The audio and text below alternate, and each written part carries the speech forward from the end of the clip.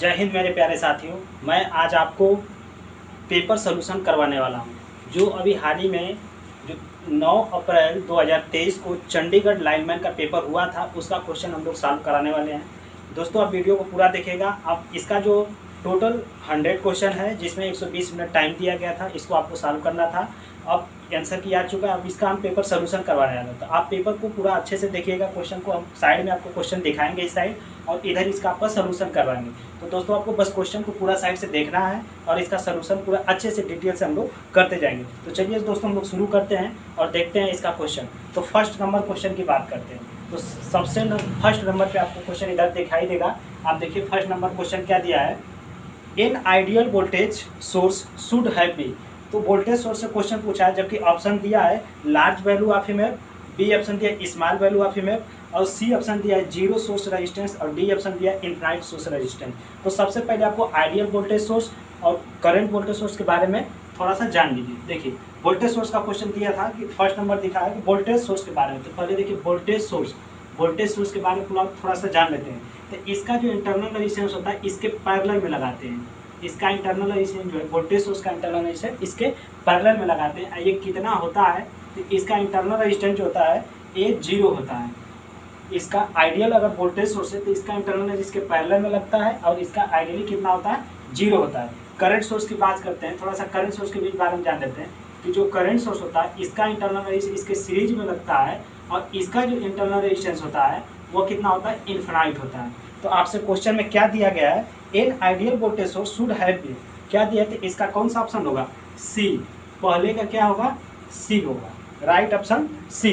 आप क्वेश्चन वहाँ से देखिए, और देखने के बाद आपको आंसर करना है सी। इसके बाद हम लोग चलते हैं दूसरे नंबर क्वेश्चन पे। दूसरा नंबर क्वेश्चन क्या है, passive element in the circuit in each one which reverse energy, supply energy, both reverse and supply energy, neither receives nor supply energy. तो देखिए, आपको जो दूसरा क्वेश्चन दिया है, दूसरा क्वेश्चन के बारे में अगर हम बताएं आपसे, तो इसके लिए क्या है, हम लोग पूरा डिटेल से सोल्यूशन इसका देखेंगे। देखिए, पैसिव एलिमेंट पहले होता क्या है, पैसिव एलिमेंट समझिए। जो पैसिव एलिमेंट का एग्जांपल निकालोगे तो RLC, रजिस्टर, इंडक्टर, कैपेसिटर हो गया। इसमें ट्रांसफार्मर भी आता है, पैसिव एलिमेंट है। पैसिव एलिमेंट वो होते हैं कि जिसमें कोई सोर्स नहीं लगा रहता है, वो अपने अंदर एनर्जी को क्या करता है, डिसिपेट करता है। अब जैसे रजिस्टर है, रजिस्टर एनर्जी का क्षय करेगा, तो ये किस में आ जाएगा, पैसिव कंपोनेंट में आ जाएगा। तो यहाँ पर बोला है कि passive element in the circuit विच, तो इसका कौन सा ऑप्शन होगा, राइट ऑप्शन होगा ए।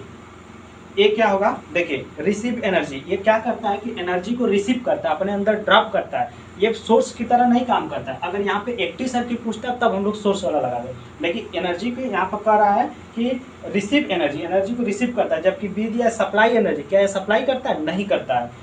और सी दिया है बोथ रिसीव एंड सप्लाई, नहीं। डी ऑप्शन दिया है नाइदर रिसीव एंड नहीं सर। तो यहाँ पर राइट ऑप्शन इसका होगा दूसरे का ए। क्वेश्चन नंबर 2 का हो गया ए। अब चलते हैं हम लोग क्वेश्चन नंबर 3 पे। क्वेश्चन नंबर 3 पढ़िए, वहाँ से आप पढ़िए, क्वेश्चन आपको दिखाई दे रहा है, पढ़िए। To determine the polarity of the voltage drop across the resistor it necessary to known.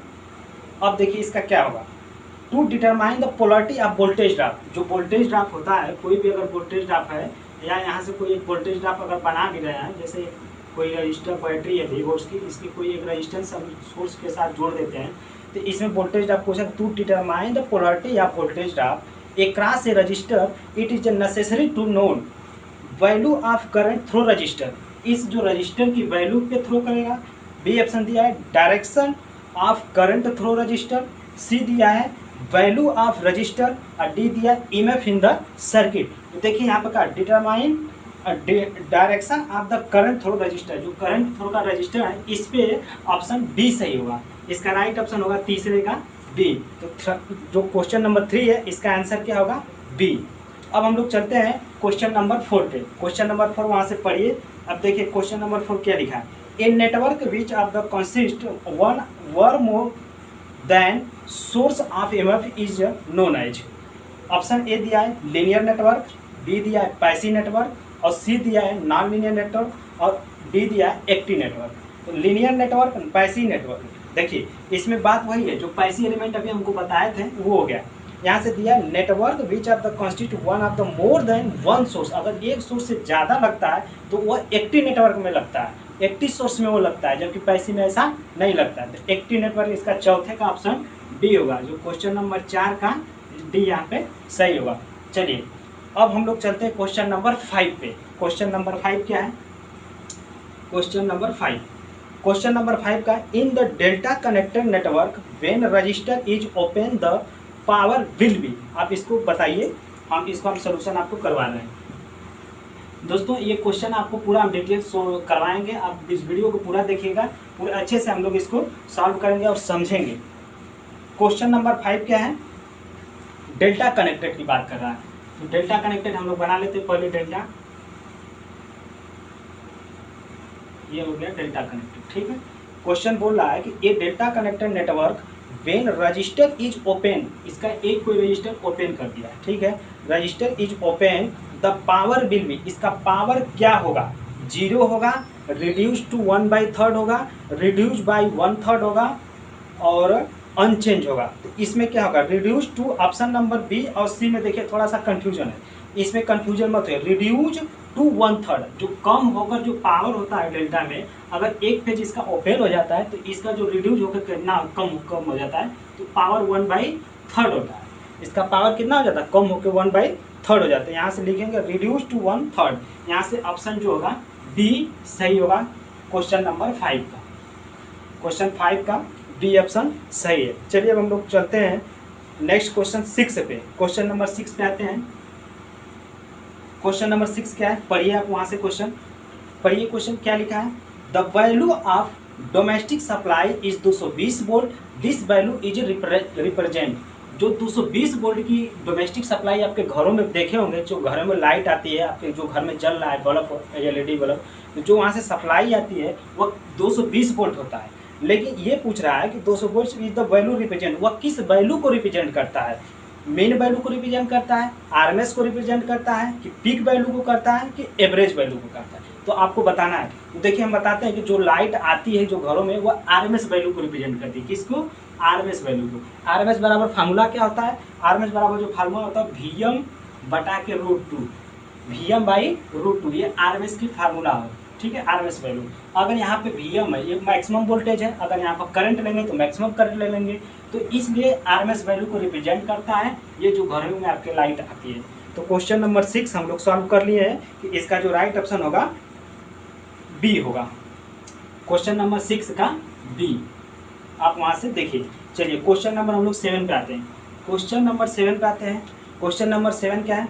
The RMS value and mean value is the same in the case of. RMS value and mean value जब दोनों का बराबर होता है, वह किस case में बराबर होता है? एंगुलर वेव में, साइन वेव में, स्क्वायर वेव में, half wave rectifier sine wave में। ऑप्शन डी दिया है half wave rectifier sine wave में। तो आपको ध्यान से पढ़ना है क्वेश्चन को। क्वेश्चन नंबर 7 पे हम लोग चल रहे हैं। क्वेश्चन नंबर 7 वहाँ से पढ़िए और इसका देखिए।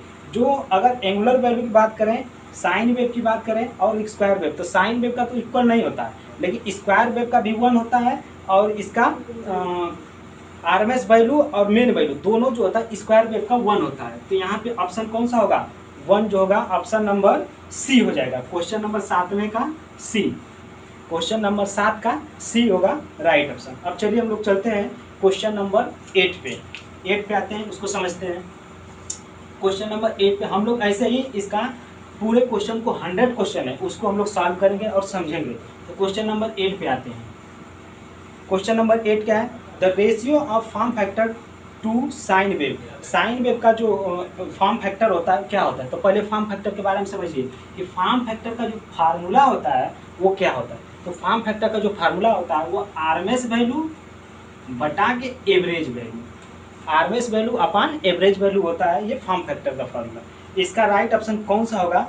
ए दिया है 1.41, बी ऑप्शन दिया है 0.70, ऑप्शन सी दिया है 1.11 और ऑप्शन डी दिया है 0.637।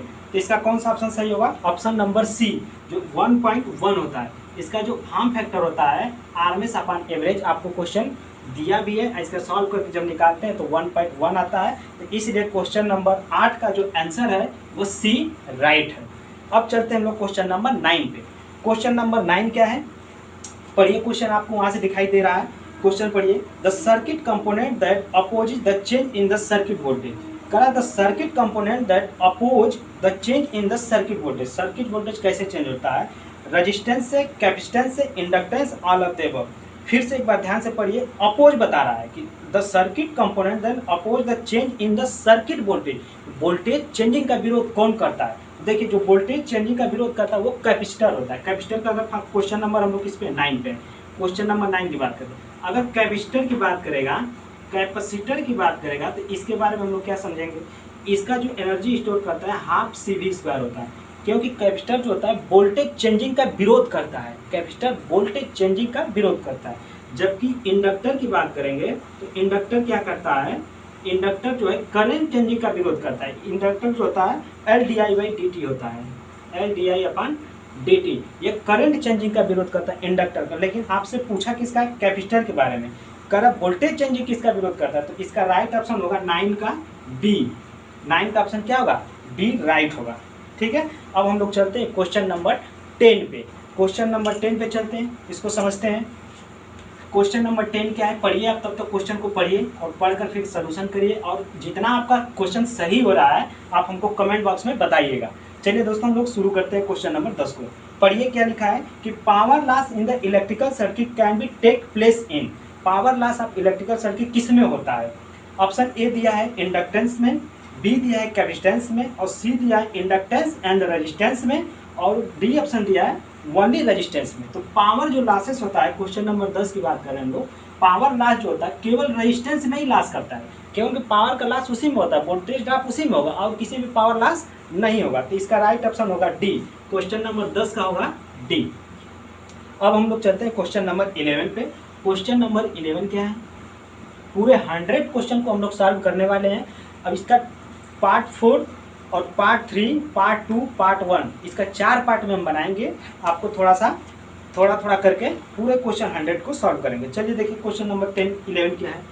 11 पे आते हैं, the power factor of the ordinary electric bulb. जो इलेक्ट्रिक बल्ब होता है इसका पावर फैक्टर आपसे पूछ रहा है। पहले तो आप समझिए इलेक्ट्रिक बल्ब, आपको इमेज में हम दिखा देते हैं, एक बार देखें यहाँ से। जो आप ये देख रहे हैं ये क्या है, इलेक्ट्रिक बल्ब है, ये जो हम लोग घरों में यूज कर रहे हैं। इस बल्ब का जो घरों में यूज करते हैं इसका पावर फैक्टर पूछ रहा है, कितना होता है आप बताइए। देखिए इसका जो पावर फैक्टर होता है, ऑप्शन ए दिया है 0, ऑप्शन बी दिया है यूनिटी, और सी दिया है स्लाइटली मोर देन यूनिटी, और डी दिया है स्लाइटली लेस देन यूनिटी। तो इसका पावर फैक्टर क्या होता है आप बताइए। तो देखिए इसका जब पावर फैक्टर की बात करेंगे तो इसका होता है स्लाइटली लेस देन यूनिटी। इसका जो होता है 1 से कम होता है पावर फैक्टर। तो इसका राइट ऑप्शन होगा डी, 11 का क्वेश्चन नंबर डी सही है। अब हम लोग चलते हैं क्वेश्चन नंबर 12 पे। क्वेश्चन नंबर 12, क्वेश्चन नंबर 12 क्या है, देखिए क्वेश्चन नंबर 12 है, at the resonance power factor of the circuit is taken as unity, lagging, leading, 0। The resonance of power factor के रेजोनेंस के कंडीशन में आपसे पावर फैक्टर पूछ रहा है। तो इसके लिए थोड़ा सा खूब अच्छे से हम लोग समझते हैं, फार्मूला से समझेंगे, इसको सॉल्व करेंगे। क्वेश्चन नंबर कौन सा है, क्वेश्चन नंबर 12। क्वेश्चन नंबर 12 आपको यहाँ से दिखाई दे रहा है, आप वहाँ से पढ़ सकते हैं। देखिए पावर फैक्टर का फार्मूला निकालेंगे। पावर फैक्टर को हम लोग cos फाइव भी बोलते हैं, cos फाइव फार्मूला होता है R/Z। जब जेड बराबर निकालते हैं अंडर रूट हो जाता है R² plus XL minus XC का होल स्क्वायर। अब हम लोग जो बड़ा रहता है उसमें से घटा लेते हैं, जो XL बड़ा हो या XC बड़ा हो, इसमें से जो भी बड़ा होगा उसमें से हम लोग माइनस कर लेते हैं। तो जब XL और XC जब रेजोनेंस की कंडीशन आती है, FR जो होता है रेजोनेंस की कंडीशन जब निकालते हैं हम लोग, तो उसमें क्या होता है कि XL जो है XC के बराबर हो जाता है। XL जो है XC के बराबर हो जाता है। यहाँ से आपको दिखा रहे हैं, देखिए XL जो, अगर हम XL बराबर XC रख दें, और जब यहाँ पे XL बराबर XC रखें तो कट जाता है, R² हो जाता है, तो Z बराबर आ जाता है R। Z बराबर बिल्कुल आ गया R, और इस फार्मूला में अगर रखेंगे पावर फैक्टर में तो cos फाइव बराबर हो जाएगा R/Z। तो Z की जगह हम लोग क्या रखेंगे, R। जब R रखेंगे इससे कट जाएगा, इसकी वैल्यू आ जाती है 1। यूनिटी आ जाती। अब क्या क्वेश्चन आपको से क्या पूछा था कि the resonance condition of the resonance power factor circuit is taken, तो क्या होगा आपको यहाँ से दिख रहा है 1 यूनिटी। तो इसका राइट ऑप्शन होगा क्या 12 का ऑप्शन नंबर ए राइट होगा। यहाँ से सोल्यूशन के द्वारा सॉल्व कर सकते हैं। क्वेश्चन नंबर 13 पे आते हैं। क्वेश्चन नंबर 13 क्या है उसको समझिए, पढ़िए क्वेश्चन। आप कमेंट करके भी बताइए, अगर आपको आंसर आ रहा है तो आप कमेंट करके हमें बता सकते हैं कि इसका राइट ऑप्शन ये है। और टोटल 25 क्वेश्चन हम सॉल्व कराएंगे इस वाले वीडियो में। सेकंड वाला इसका पार्ट अलग में होगा। तो अगर 25 में से आपके कितना सही होगा हमको कमेंट करके बताइए। चलिए क्वेश्चन नंबर 13 पे आते हैं। 13 नंबर क्या है question, the effective value of the sinusoidal IT एक फॉर्मूला दिया है, IT इक्वल टू क्या दिया है Im sine omega T. Maximum value दिया है Im साइन ओमेगा टी। अब इसको सॉल्व करके निकालना है। तो देखिए इसका जो बोला है ना इफेक्टिव वैल्यू, तो इफेक्टिव वैल्यू मतलब RMS वैल्यू को ही बोलते हैं। इफेक्टिव वैल्यू मतलब RMS को ही बोलते हैं। RMS वैल्यू क्या होता है, मैक्सिमम आपको बताए थे कि अगर वोल्टेज ले रहा है तो Vm/√2, करंट ले रहा है तो Im/√2। तो जो यहाँ पर ये वैल्यू दिखाता है ये मैक्सिमम वैल्यू को ही दिखा रहा है। तो इसी का जो अगर √2 कर दें IT बराबर यहाँ से निकालेंगे RMS वैल्यू। जब RMS वैल्यू निकालेंगे तो Im का बस इसी का क्या कर देंगे √2 कर देंगे। तो आपको ऑप्शन में देखिए कौन सा मैच कर रहा है। ऑप्शन ए दिया Im/√2, बी दिया 2Im/π, सी ऑप्शन दिया Im/2 और डी दिया Im/π। तो यहाँ से आपका कौन सा ऑप्शन सही होने वाला है, ऑप्शन नंबर ए इसका सही है Im/√2। Im/√2 option number A right है। अब चलते हैं हम लोग क्वेश्चन नंबर 14 पे। क्वेश्चन नंबर 14 आप पढ़िए, ध्यान से पहले पढ़िए, इसके बाद सॉल्व करिए। तो देखिए क्या दिया है, the normal secondary distribution voltage in the our country is. The normal secondary distribution voltage की बात करा, जो सेकेंडरी डिस्ट्रीब्यूशन वोल्टेज होता है और हमारे कंट्री में जो सेकेंडरी डिस्ट्रीब्यूशन की बात कर रहा है, जो सेकेंडरी देखिए पहले इसका थोड़ा सा ग्राफ समझ लीजिए कैसे कैसे पावर का ट्रांसमिशन होता है। थोड़ा सा पढ़ रहे हैं हम लोग, सॉल्व कर रहे हैं तो थोड़ा सा डिटेल से सॉल्व करके समझते हैं। जहाँ से बिजली पैदा होती है, जहाँ से बिजली बनती है, इसके बाद फिर अगला प्रोसेस, फिर जो वहाँ से फिर ट्रांसमिट किया जाए। जब जहाँ से बिजली बनती है वहाँ से अगर 11 kV का इंडिया में अपना वोल्टेज जनरेट हुआ, तो 11 kV से जब अगले में ट्रांसफ़र करते हैं तो इसको बोलते हैं हम लोग प्राइमरी डिस्ट्रीब्यूशन। प्राइमरी डिस्ट्रीब्यूशन जब ये थोड़ा आगे जाती है तो इसको बोलते हैं फिर secondary distribution. P for primary distribution, S for secondary distribution. फिर जब आगे हम लोग इसको ट्रांसफ़र करते हैं जब पावर को, तो अब यहाँ से बन जाता है प्राइमरी, सॉरी थोड़ा सा उल्टा हो गया। देखिए जब हम लोग यहाँ से करते हैं तो इसको बोलते हैं प्राइमरी ट्रांसमिशन, और जब थोड़ा सा आगे जाता है इसको फिर बोलते हैं सेकेंडरी ट्रांसमिशन। फिर जब अगला जो जाता है अगला इसको ट्रांसफ़र करते हैं, जो 11 kV से 33, 66, 132 में अगर हम चेंज करके भेजते रहते हैं, तो जब सेकेंडरी फिर जाता है तो अब फिर आता है प्राइमरी डिस्ट्रीब्यूशन। यहाँ पे हो गया प्राइमरी डिस्ट्रीब्यूशन। फिर जब इसको अगला में हम लोग भेजते हैं तो यहाँ पे क्या जाता है सेकेंडरी डिस्ट्रीब्यूशन। फिर यहाँ से घरों में लाइट चली जाती है। जब घरों में लाइट जाती है तो उसको हम लोग सर्विस मेन लाइन बोलते हैं। क्या बोलते हैं, सर्विस मेन लाइन। अब वो पूछ रहा है कि सर्विस मेन लाइन जो होती है सेकेंडरी डिस्ट्रीब्यूशन की बात कर रहा है। यहाँ पे जो सेकेंडरी डिस्ट्रीब्यूशन हो उसके बारे में पूछ रहा है कि कितना वोल्टेज होता है। तो देखिए जनरली की बात करें तो 440 वोल्ट तो सेकेंडरी डिस्ट्रीब्यूशन होता है, लेकिन जो सेकेंडरी डिस्ट्रीब्यूशन उससे आता है, सर्विस मेन से आता है, उसको हम लोग 220 वोल्ट से 230 वोल्ट मानते हैं, जहाँ अधिकतर सही 220 वोल्ट होता है। तो इसका राइट ऑप्शन होगा ए। क्वेश्चन नंबर 14 का ऑप्शन ए राइट है। ठीक है, अब हम लोग चलते हैं क्वेश्चन नंबर 15 पे। क्वेश्चन नंबर 15 पे आते हैं, अब इसको समझते हैं। क्वेश्चन नंबर 15 आप बताइए कमेंट करके कौन सा सही है। चलिए क्वेश्चन नंबर 15 पे, क्वेश्चन नंबर 15 पढ़िए आप क्या लिखा है। 10 milli henry inductor carries a sinusoidal current of 1 ampere RMS at the frequency of 50 Hz. Then average power dissipation by the inductor is। इसके बाद आपको देखिए क्या लिखा है, the 10 milli ampere inductor carries conductor sinusoidal of the 1 ampere is a frequency 50 Hz। इसके बाद में करा। देखिए पहले क्वेश्चन आपको ध्यान से अगर पढ़ेंगे तो फिर लास्ट में आपको क्या मिलेगा कि 10 मिली हेनरी का दिया है इंडक्टर और कैरी साइनोसाइडल करंट दिया है, 1 एम्पियर RMS भी दिया है, फ्रीक्वेंसी भी दिया है आपको, average power dissipation by inductor. तो सबसे पहले ही हम आपको समझाए थे कि जो पैसिव कंपोनेंट होता है RLC, जो पैसिव कंपोनेंट होता है तो डिसिपेट जो करेगा तो केवल रजिस्टर करता है, न कि इंडक्टर करेगा और न कि कैपेसिटर करेगा। तो आपको फंसाने के लिए ये सब सारा डाटा दे रखा है, आपको बस यहाँ से क्या करना था, 0 वाट, 0.2 वाट और 0.5 वाट, 1 वाट। तो इसका राइट ऑप्शन ए सही होगा, क्योंकि इंडक्टर जो है पावर का लॉस नहीं करता है, इसलिए इसका राइट ऑप्शन होगा 0 वाट। ये क्वेश्चन ध्यान से पढ़ने वाला था। चलिए अब हम लोग चलते हैं क्वेश्चन नंबर 16 पे। क्वेश्चन नंबर 16 पे आते हैं, ये समझते हैं क्या है। देखिए पढ़िए आप, क्वेश्चन वहाँ से दिखाई दे रहा है। In a balance 3 phase star connected system the phase difference between phase voltage and their respective line voltage. Phase voltage line voltage के बीच में आपसे पूछ रहा है। तो देखिए हम लोग समझते हैं इसका फेज वोल्टेज क्या होता है, लाइन वोल्टेज क्या होता है, कितना एंगल बनता है, उसको थोड़ा सा डिटेल समझते हैं। देखिए हम आपको समझा रहे हैं, बताइए। देखिए हम आपको फेज वोल्टेज लाइन वोल्टेज सब बता के बनाएंगे, आप समझिएगा। देखिए ये स्टार कनेक्टेड है, ठीक है, स्टार कनेक्टेड है, ठीक है। आप यहाँ से समझिएगा, ज़्यादा उधर क्वेश्चन भी है तो थोड़ा सा हम लोग इधर ही कर लेते हैं। यहाँ पे मान लीजिए आर है, वाई है, बी है। यहाँ का वोल्टेज होगा ये वोल्टेज और ये वोल्टेज। आपको यहाँ से जो मिलेगा एक न्यूट्रल मिलेगा। तो जब एक लाइन एक न्यूट्रल के बीच की वोल्टेज को हम लोग क्या बोलते हैं, फेज वोल्टेज बोलते हैं। एक न्यूट्रल एक लाइन, जो अगर इसको हम लोग वी आर लिख लें, ये वाले को हम लोग क्या लिख लें, वी वाई लिख लें, और यहाँ को लिख लें वी बी। तो अगर वी आर और या न्यूट्रल के बीच की वोल्टेज को देखेंगे तो इसको फेज वोल्टेज बोलेंगे। या ये भी कह सकते हैं इसके बीच, इस न्यूट्रल या इसके बीच में ले लीजिए, मतलब वी वाई ले लीजिए, या न्यूट्रल इसके बीच में ले लीजिए, ये भी फेज वोल्टेज होगा। अब बात आती है कि लाइन वोल्टेज किसको बोलते हैं, तो लाइन वोल्टेज देखिए किसको बोलेंगे, दो का कौन सा ऑप्शन सही है, तो ऑप्शन ए यानी 30 डिग्री।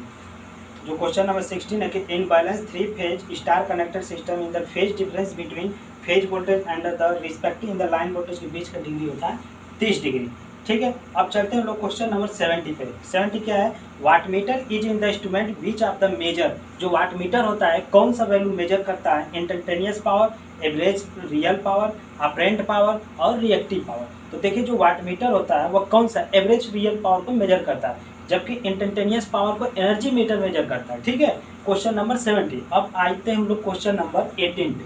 क्वेश्चन नंबर 18 पे 70 का क्या था कि जो एवरेज रियल पावर इसका मेजर करता है वाटमीटर वाला, जो वाटमीटर है वो एवरेज पावर को मेजर करता है, ठीक है, एवरेज पावर। चलिए अब हम लोग देखते हैं 18 में। 18 क्या है, क्वेश्चन नंबर पढ़िए, आपको दिखाई दे रहा है।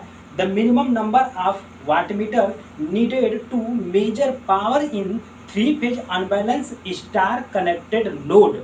यानी कि मिनिमम नंबर ऑफ वाटमीटर, आपको कितने मिनिमम नंबर ऑफ वाटमीटर की जरूरत पड़ेगी unbalance 3 phase star connected load में। देखिए 3 फेज स्टार, जब 3 फेज की बात करता है स्टार कनेक्टेड लोड में, तो मिनिमम आपको कितना जरूरत पड़ेगा, तो फेज में से एक घटा दीजिए, आपको मिनिमम 2 की जरूरत पड़ेगी। 2 वाटमीटर रहेगा तभी आप उसको मेजर कर सकते हैं, ठीक है। तो ये था मिनिमम 2। अब आते हैं हम लोग क्वेश्चन नंबर 19 पे। क्वेश्चन नंबर 19, तो इसका 18 का कौन सा ऑप्शन बी राइट हो जाएगा ना। क्वेश्चन नंबर 18 का राइट ऑप्शन बी होगा कि 2 वाटमीटर की जरूरत पड़ेगी। 90 क्या है, the unit of magnetic flux is. Magnetic flux की यूनिट क्या होती है, तो आपको पता है कि राइट ऑप्शन बी होगा फ्लक्स, वेबर। जो वेबर होगा कैसे होगा, देखिए हम आपको बताते हैं वेबर इसका कैसे यूनिट होगा। क्वेश्चन नंबर 19 क्या है, देखिए जो फ्लक्स बराबर होता है बी बराबर जो मैग्नेटिक डेंसिटी होती है वह 5/A होती है, यानी वेबर प्रति मीटर स्क्वायर होता है, वेबर प्रति मीटर स्क्वायर। लेकिन आपसे ये यूनिट पूछा है फ्लक्स का, तो फ्लक्स बराबर यहाँ से निकालेंगे तो वेबर प्रति एरिया हो जाएगा, मैग्नेटिक फ्लक्स डेंसिटी इसका यूनिट लिखेंगे तो वेबर प्रति मीटर स्क्वायर इनटू एरिया है, तो एरिया इसका हो जाएगा यानी मीटर स्क्वायर हो जाएगा। तो मीटर स्क्वायर से मीटर स्क्वायर कैंसिल, तो क्या हो गया वेबर आ गया। यहाँ से आपको क्या पता चला कि जो फ्लक्स की यूनिट होती है क्या होती है, वेबर होती है।